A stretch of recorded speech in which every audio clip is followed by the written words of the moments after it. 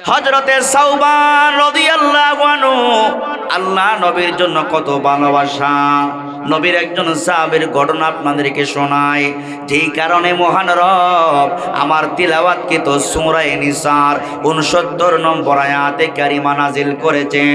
কি পরিমাণ ভালোবাসা থাকলে, কি পরিমাণ মহব্বত থাকলে মহান রব একটা আয়াত নাজিল করতে পারেন। ভালো করে শুনেন, আল্লাহ নবীর সাহাবী হযরতে সাওবান রাদিয়াল্লাহু আনহু আল্লাহর নবীকে এত ভালোবাসতেন, আল্লাহর নবীকে এত মহব্বত করতেন। সাহাবায়ে কেরামের মধ্যে হযরতে সাওবানের শরীরের স্বাস্থ্য ভালো ছিল, চেহারার রঙও কিন্তু ভালো ছিল, শরীরের আকার আকৃতিও ভালো ছিল। কিন্তু আল্লাহর নবী হযরতে সাওবানের দিকে তাকালেন, তাকায়া দেখলেন হযরতে সাওবান শরীরের স্বাস্থ্য ভালো, চেহারার রঙও ভালো, কিন্তু বোঝা যায় না এই কয়েকদিন ধরে হযরতে সাওবান যতদিন যায় শুকায়া কঙ্কাল হয়ে যায়, যতদিন যায় শুকায়া কঙ্কাল হয়ে যাচ্ছে। হযরতে সাওবানের শরীরে শুধু হাড্ডি আর হাড্ডি। ও মুরব্বী বাবারা, আপনার আদরের সন্তানটা যদি এত সুস্থ থাকে, ভালো থাকে, স্বাস্থ্য যদি ভালো থাকে, কিন্তু দিন দিন যদি আপনার সন্তানটা শুকায়া যায়, আপনি আদর কইরা মায়া কইরা সন্তানকে জিজ্ঞাসা করবেন, যদি পারেন তাকে ডাক্তারের কাছে নিয়ে যাবেন, যদি পারেন তাকে কবিরাজের কাছে নিয়ে যাবেন। কথা কোন ঠিক কিনা? একজন বাবা তার সন্তানকে বড় ভালোবাসে, এর চাইতে আমার আপনার নবী শাফিউল মুজদাবিন সাইয়্যিদুল কাউনাইন রহমতের নবী মুহাম্মদুর রাসূলুল্লাহ সাল্লাল্লাহু আলাইহি ওয়াসাল্লাম সাহাবায়ে কেরামদেরকে তো ভালোবাসতেন, এত মহব্বত করতেন।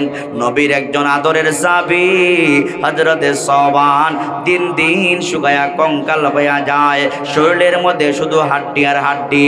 আল্লাহ নবী বাধ্য হইয়া জিজ্ঞাসা করলেন, ও আমার সাওবান, একদিন দুই দিন আগে, কয়েকদিন আগেও তোমার দিকে তাকালাম, তাকায়া দেখলাম তোমার শরীরের স্বাস্থ্য ভালোই ছিল, চেহারার রঙও ভালোই ছিল, কিন্তু রে সাওবান ইদানিং কয়েকদিন যাব তোমার শরীরটা শুকায়া কঙ্কাল হয়ে যাচ্ছে, দিন দিন শুকায়া তুমি হালকা হয়ে যাচ্ছ, চেহারার রংটা মলিন হয়ে যাচ্ছে।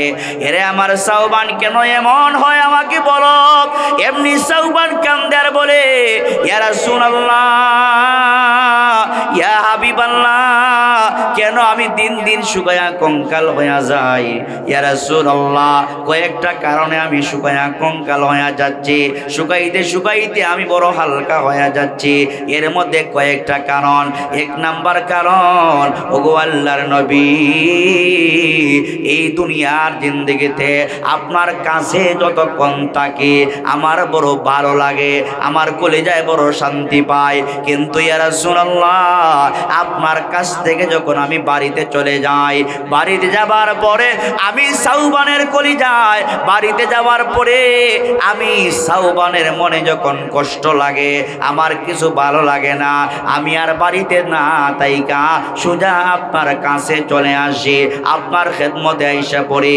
ইয়া রাসূলুল্লাহ আপনার কাছে আইসা আপনার নুরানি চেহারার দিকে যখন তাকাই, আপনার চেহারার দিকে তাকানো মাত্রই মহান রব আমার ভিতরের সব পেরেশানিকে দূর করে দে।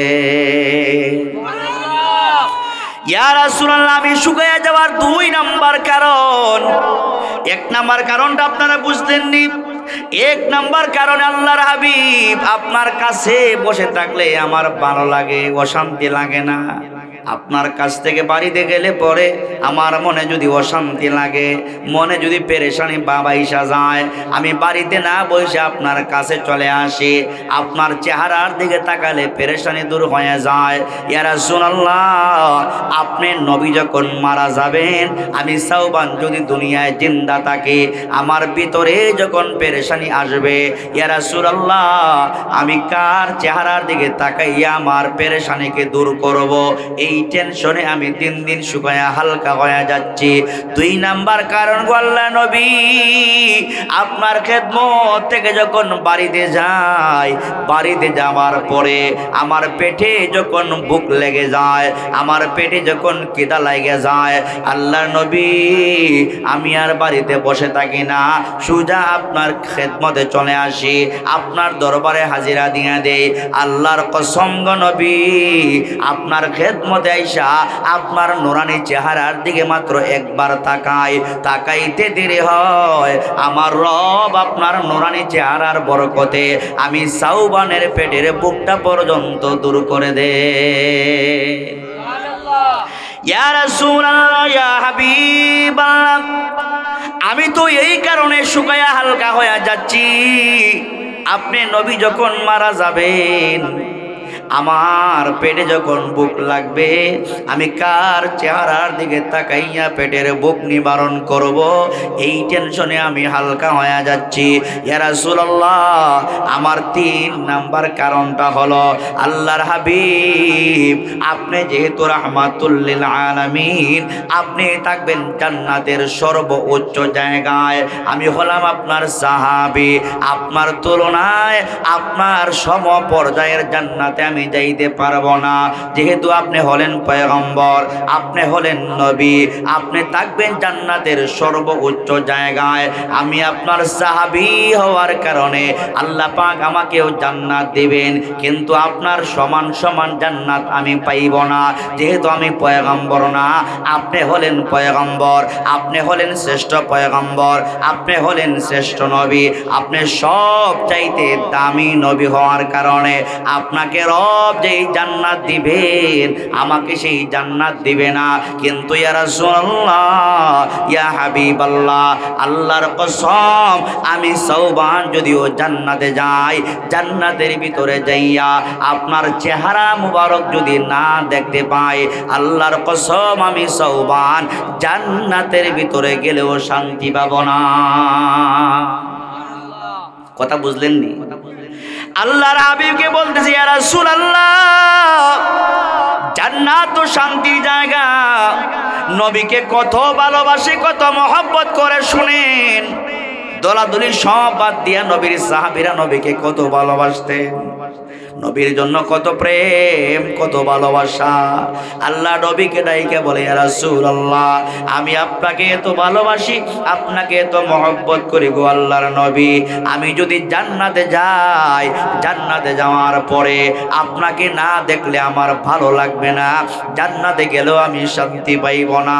আল্লাহর নবীকে এই 3টি কথা বলার পরে নবী আমার তার সাহাবী সাওবানকে সান্ত্বনা দেওয়ার জন্য, আল্লাহর হাবিব তার সাহাবীকে সান্ত্বনা দিবেন কেমনে? আল্লাহ নবী জিবরিল আমিনের অপেক্ষায় দাঁড়িয়ে আছেন, এমনি আমার আল্লাহ ডাক দিয়ে বলে, জিবরাইল যাও আমার বন্ধুর কাছে চলে যাও, আমার বন্ধুর কাছে সূরা নিসার 69 নম্বর আয়াত নিয়ে যাও। আল্লাহ পাক জিবরিল আমিনকে পাঠাইয়া দিয়া বললেন, ওয়া মাইয়ুতিইল্লাহ ওয়ার রাসূলা ফাউলাইকা মা'আল্লাযীনা আন'আমাল্লাহু আলাইহিম মিনান নাবিয়্যিন। সুবহানাল্লাহ বলে। আল্লাহ পাক এই আয়াত নাজিল করে জানায়া দিলেন, বন্ধু আমার, আপনার সাহাবী সাওবান রাদিয়াল্লাহু আনহু যেই কারণে শুকায়া দিন দিন হালকা হয়ে যাচ্ছে, শুকায়া কঙ্কাল হয়ে যাচ্ছে, ও নবী আমার, আপনার সাহাবী সাওবান আপনার ভালোবাসায়, আপনার মহব্বতে দিন দিন শুকায়া একদম কঙ্কাল হয়ে যাচ্ছে। বন্ধু আমার, আমি আল্লাহ ওই আয়াত নাজিল করে জানায়া দিলাম, আপনার সাহাবীকে আপনি জানায়া দেন, ওয়া মাইয়ুতিইল্লাহ ওয়ার রাসূল, যারা আপনাকে মহব্বত করবে, আমি আল্লাহকে মহব্বত করবে, আমি আল্লাহ ওয়াদা করলাম ওই বান্দা বান্দীদেরকে আপনি নবীর সাথে জান্নাতি বানায়া দিব। নবীর সাথে জান্নাতি হতে চাই না? জোরে বলেন চাই না?